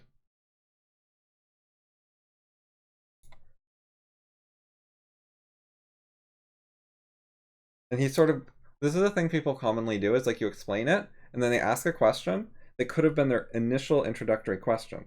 They're not following up on anything. They're not building on anything you've said. They're asking a question they could have asked if you hadn't said any of the things you've already said. And that's really bad because it's kind of like starting over. So you're not able to build up progress step by step because they just sort of go back to the beginning and ignore everything you said. And yeah, so he was kind of doing that, which is what I was saying here. And anyways, yeah, he got like lost and confused. And then the conversation with Felix tangented. So Felix was trying to talk about this. Oh, right. So he said this thing. This is like a few hours later, like 2 or 3 hours later or something. And Felix says, I guess technically we could be wrong about being at the beginning of infinity. Note, by the way, that he hasn't responded to any of the stuff people said to him when he AFK'd earlier. Like, he did that shrug thing and he was a total asshole to us. And then we responded to him, and he is now ignoring that and dropping that and not responding. So again, he pushed us to get reactions, which makes us look reactive to him, so we're lower status, and then he just dropped it and moved on to a different thing. Anyway, he says, I guess technically we could be wrong about being at the beginning of infinity. So this statement shows that he does not understand fallibility or critical rationalism. And so I made a comment about that. I was trying to make a substantive explanation. Viewing fallibility as a mere technicality to admit because forced is an anti-CR attitude. Right. So CR embraces fallibility. We see fallibility as not a technicality that we're forced to admit, but a major part of how to think. That's something we embrace instead of deal with begrudgingly. So he's seen fallibility as a bad thing to limit and downplay. That is not at all the CR perspective. So I comment on this, that he himself is anti-CR, so of course he doesn't understand the fucking threat or anything. So I thought this was notable that he's just outed himself as having no clue about Popper. Because he finally actually said something. He thought he hedged enough. He said, I guess, and he said technically he thought he double hedged, so it was so non-committal he couldn't be wrong. So it's, oh no, it's more than that. It's I guess, so 1 hedge. Technically that's 2. So it's not like in general, it's only as like a limited point. So, and I guess means like I'm not sure. So 2 hedges, and then we could be wrong. Not we are wrong, but could be, so that's 3 hedges in this sentence. So he thought he was being super fucking careful, triple hedging, but he actually managed to finally make enough of a statement that was actually related to epistemology. He just gives the barest little info about what he thinks about CR stuff, which he didn't do at all earlier. He finally gives just a tiny bit of info.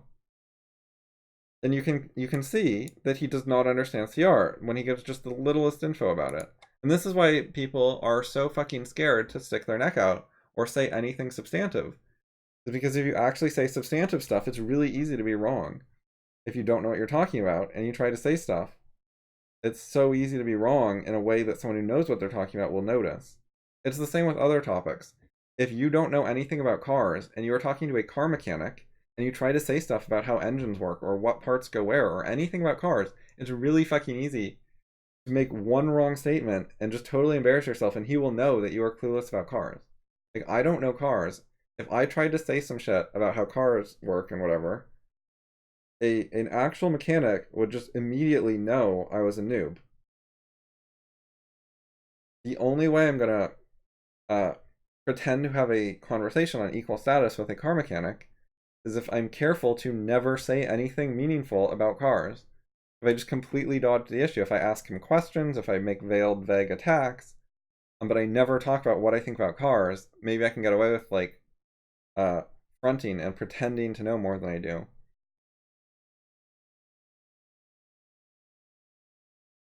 And there are a lot of deflection strategies that bullshitters use. Like when they ask you topical questions, you sort of say, who are you to question me? Or you ask a question in response and just ignore them. Or you say, oh, you don't know that in response to a question. Like you imply they should know that, and you try to make them answer their own question. Then if you can get them to answer their own question, you say, yeah, that's what I thought. I agree with you. And then that's another thing. Yeah, if you get them to say anything topical, you can agree with it and make it sound like you already knew it. That's another tactic. Anyways, right, so he says, I fail to see it. What do you mean? Now this is, there's a lot in here. He says, I fail to see it. This implies that he knows what to look for, that he made a judgment, that he's competent to evaluate what I'm saying. He's saying here, I know what I'm talking about. I'm not a novice. I don't know why you think I'm a novice. I used my expert analysis, looked it over, and didn't see what you're saying. Can you elaborate? So he's trying to suggest that I'm wrong because he's not seeing it, so it's probably not there. And he's trying to suggest, yeah, basically that he is in a position to see it. Like, no, this doesn't actually make sense, because what I basically said is that he's fucking clueless about CR. Like, he's actually saying anti-CR things. He knows so little about CR that he's, like, accidentally attacking it. And then he fails to see it. Well, of course you fail to see it because you're fucking clueless. But what he's trying to say is that he's actually in a position to evaluate it. Like, he gets to be the judge here. He's trying to set himself up in a judge position, not a being judged position. And he's trying to make me do more work and me react to him and me answer questions. Like, instead of him reacting to him being awful, he doesn't want to react to that. He's trying to immediately change the topic and get me answering his questions. However, I did not want to do that. So I completely changed the topic here, and I went on a huge tangent. Because this is all just social bullshit and posturing. And I'm just like, fuck all this. But instead of calling him out, I did something completely different. I said, are you trying to learn CR? Now, one of the things that's interesting here is he doesn't say, why are you changing the topic?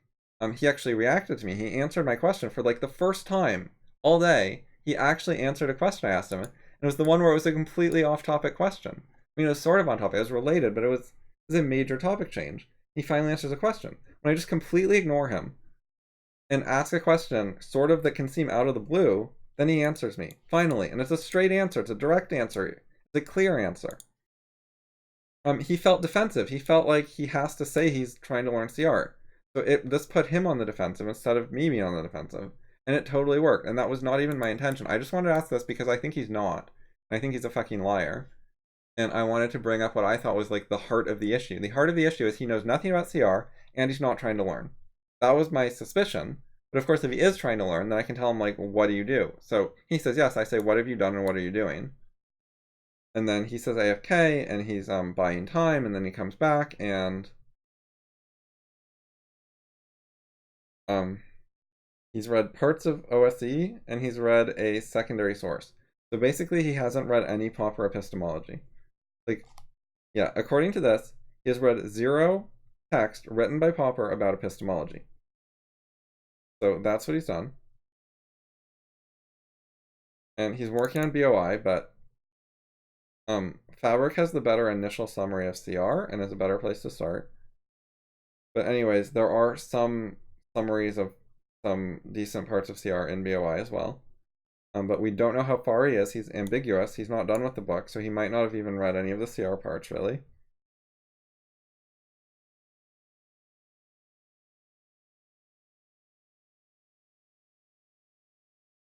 And then I try to get him to actually engage with stuff, and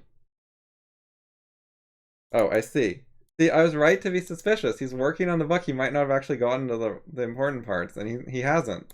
He doesn't know anything about CR epistemology. He's never read about it. Like, there's a bit of epistemology in chapter 1, but it's like there's more Popper stuff in some other parts. It's like chapter 1 definitely has epistemology in it, but it's not going to give you like a summary of Popper. If you read FOR chapters 3 and 7, like that's much more of a Popper summary. And there's some stuff later in DOI about induction and empiricism, but like the induction part isn't in chapter 1, I think from memory. There's also CR stuff in the dialogue, The Dream of Socrates. Anyway, in this conversation, he ends up hating me, but I'm not gonna go into that.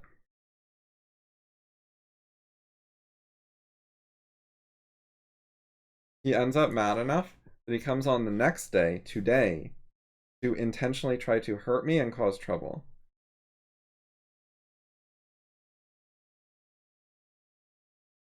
Oh, and regarding the Evan stuff, yeah, he just kind of got lost, didn't put in enough effort, I think didn't care all that much, was kind of confused. It wasn't a big deal, but it was like just sort of low quality. I'm still trying to explain it to him. And they make this is a very ambiguous comment. This does not say I was wrong, it does not say what happened, it doesn't summarize, but it implies maybe he agrees with me or gets my point, but it doesn't actually say that he does, or he doesn't try to say what my point is, he doesn't clearly say if he agrees or not. It's a very ambiguous ending to the conversation, and I think it just ends there. That's actually pretty lame. And it's ending a conversation this way is a sign that you don't actually really want to think about it. You don't want to risk like being wrong or getting criticism. And it fits with the whole conversation being low effort. So that was not great, but it wasn't hostile. He wasn't trying to fuck with me or hurt me. He was just like doing a not great job in a conversation that's pretty fucking mundane. People are in general not great at conversations, and there's major variance. So this was I would say a below average conversation for him. So that's going to happen sometimes.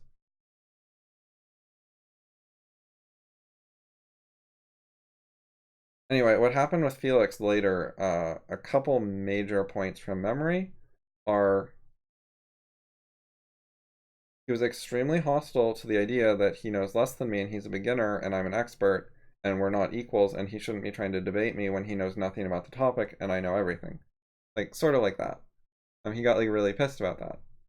Also, he lied a bunch, and I think at some point I stated that he was being dishonest or something. Oh, wait, I'm not even sure if that happened. But I do remember something else now, which is that he was talking about reading Ayn Rand for some reason, and I thought he should actually try to engage with the Popper stuff that he doesn't know anything about. Why would he switch to Rand? Um, but Ming Mecca was recommending Fountainhead because Ming Mecca loves Fountainhead, which is totally understandable. But I thought Felix would totally not get Fountainhead. Um, and there are various reasons for that, and one of them is Felix is super second-handed. Like the main theme of the book, The Fountainhead, like the most important theme, is all that social stuff I analyzed Felix the cat doing. Don't do that. Don't live that way. Don't think that way. If you do that, you're a terrible person. That's awful. That's like what ruins people's lives. Being that kind of person is what is like destroying the world, basically. That is sort of what the book's about.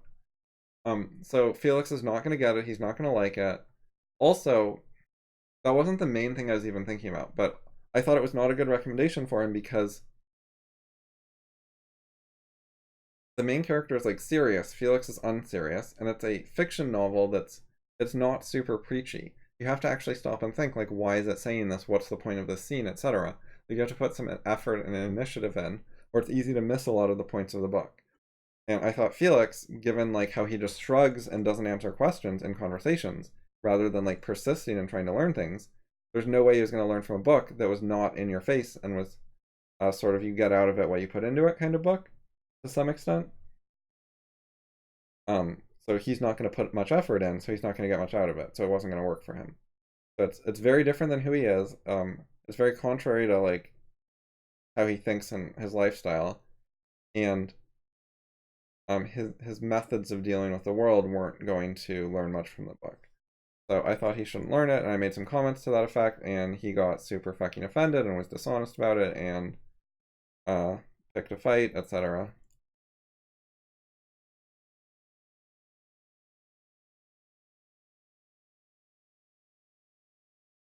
Oh, well, I'm glad it makes sense to you. Anyway, I do analysis like this occasionally because I don't know, it's fucking important and it's awkward because like I usually don't want to do this analysis for the person I'm analyzing, like, you know, for Felix or whatever, because he's not going to learn. He's not going to like this.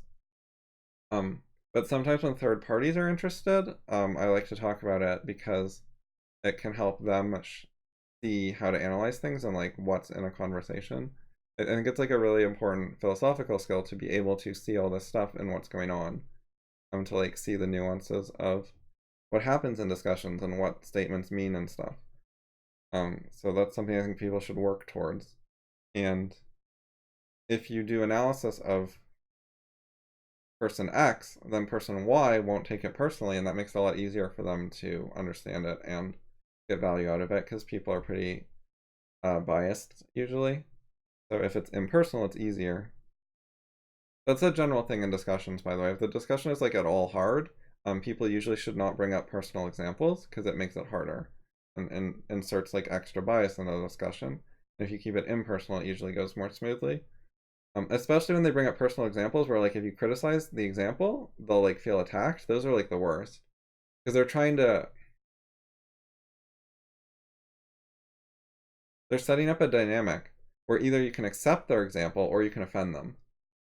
So they're trying to socially pressure you to let their example stand,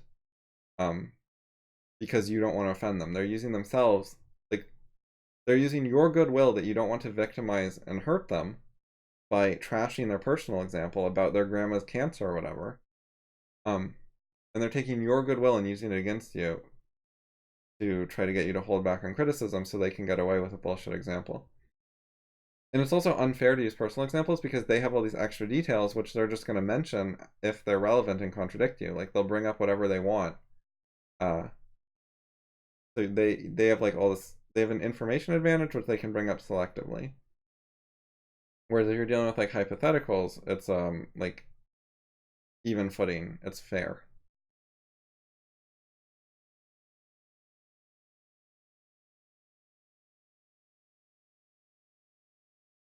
Anyways, there are other analysis things that I have done before.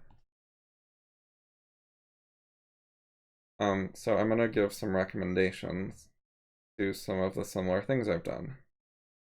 One of them was on stream a few days ago. I did analysis of David Deutsch's terrible email attacking Ayn Rand. It was pretty different than this, but it is detailed textual analysis.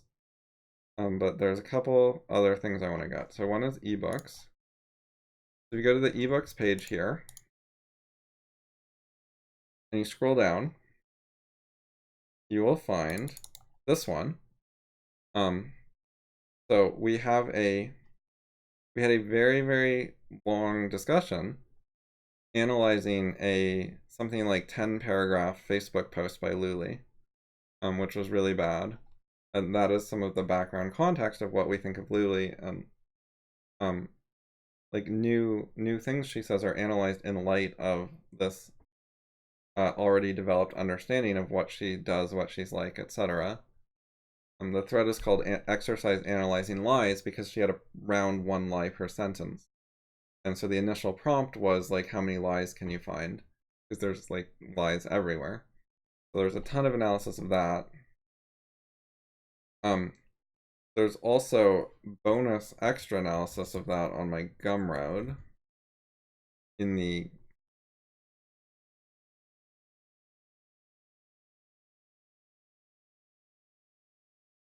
here we go.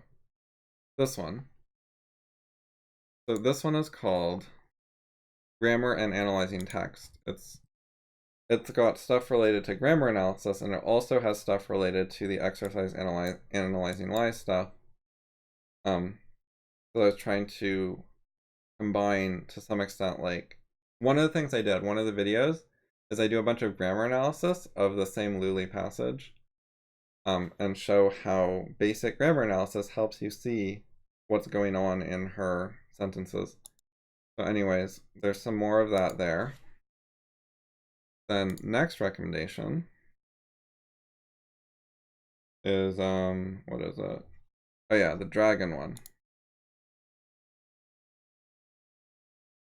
So this one is more about social manipulation. like, well, no, the Lulie stuff is too, but oh, it's called Puppet. Anyway, this is maybe even more directly related to the stuff I analyzed today. It's like a 1 or 2 minute clip from the beginning of a popular Hollywood movie, and it has an introductory narration, and I comment on the lies and shit and that, and the social manipulations and stuff.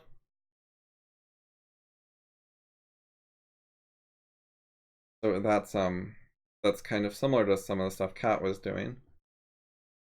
Lulie was also doing like a lot of social stuff in her philosophy post that we analyzed. And then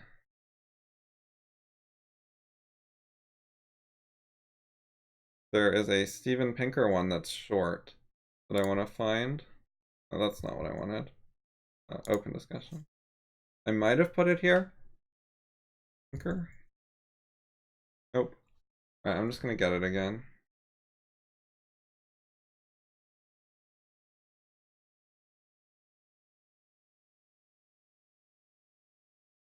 I think it's this one.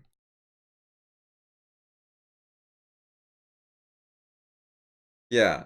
So this is a short one. It's just like one post about one paragraph. The first paragraph in a Pinker chapter in the book Possible Minds. It's a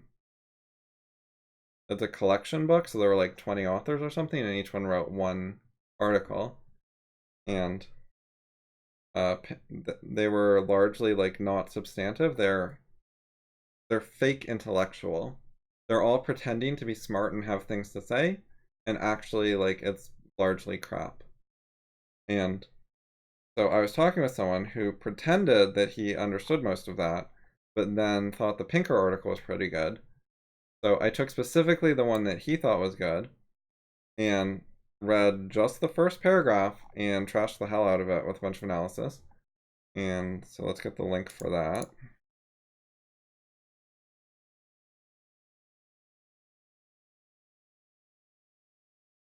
And then he ignored me. And then later I followed up elsewhere and was like, "What did you think? You never replied." And he was like, "Oh, I agreed. That was great. You're totally right. I think I could do that now. I'll totally see more next time I read something." Kind of like that. Except that he never practiced it. He never did an analysis of anything to see if he could actually do it right and if people had criticism or not or anything. Anyway, he's one of the people who quit FI after never doing a single substantive thing. He never managed to write a blog post. He complained that he didn't get enough discussion about AGI, which is what he was interested in, as opposed to discussion methodology and epistemology. However, he literally would not post about AGI. He didn't do that. So he didn't get responses about what he didn't talk about.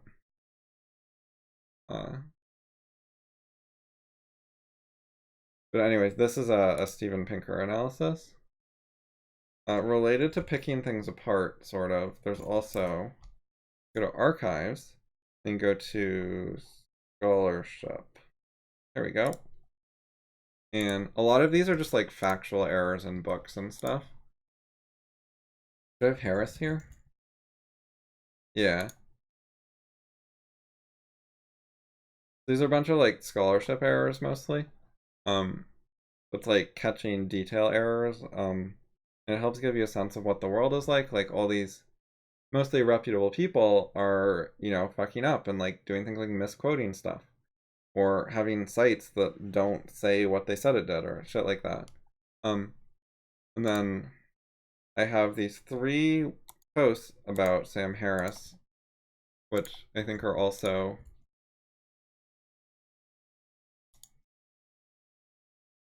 it gives you some analysis to contradict his reputation.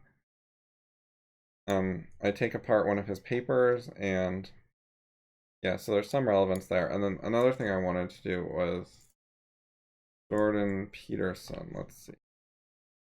I think I have a collection post. 12 rules. Yeah, here we go. So This, I did a bunch of video analysis. So I started reading his book on video, and I made, I didn't get super far in the book, I didn't like it. So I covered chapter 1, rule 1, and that's it. There was a brief aside where I read like a paragraph or something from a later chapter because it advocated violence against children, so I particularly disliked that one. But other than that, it was just rule 1 stuff. But it's a bunch of critical analysis. There's a bunch of stuff about serotonin and like uh, psychiatry and animal intelligence. Yeah, whether animals are intelligent, it's covered. So there's a bunch of like analysis and shit. Um, it's mostly not social stuff though. It's mostly just what is the content of the book and whether that's right or wrong.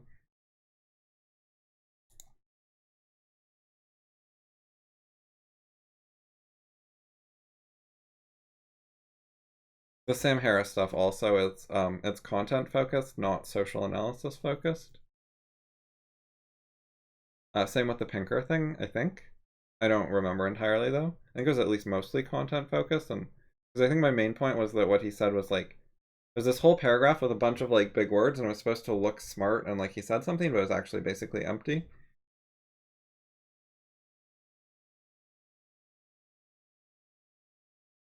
Oh yeah, so the David Deutsch one. Let's see.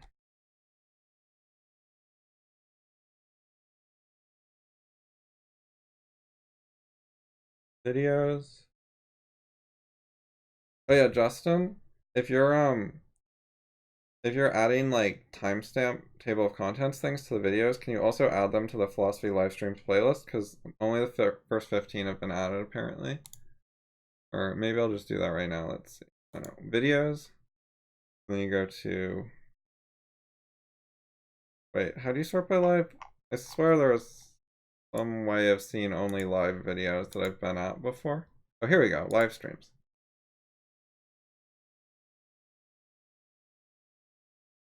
Wait.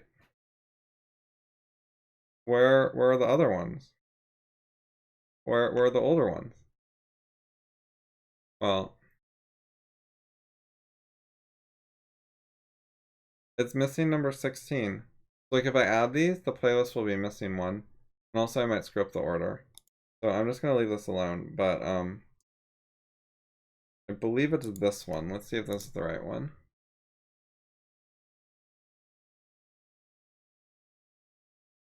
Oh, this one has no description. Maybe it's the previous one. By that. Nope. Okay, maybe it is this.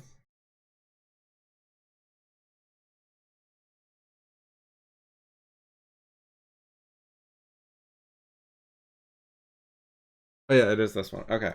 This is the one where I criticize David Deutsch stuff. This it's not primarily social, there's some social stuff in what he's doing. Uh but it's also a lot of content analysis. Let's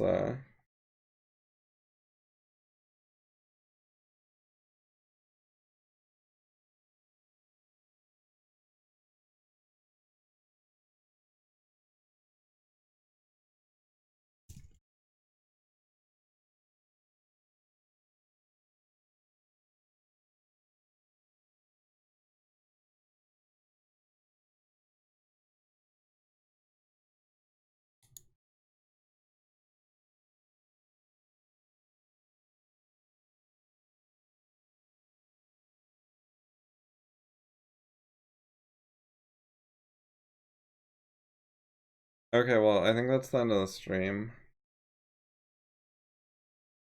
So that took almost 2 hours, but I managed to analyze almost a dozen Fallible Cat messages.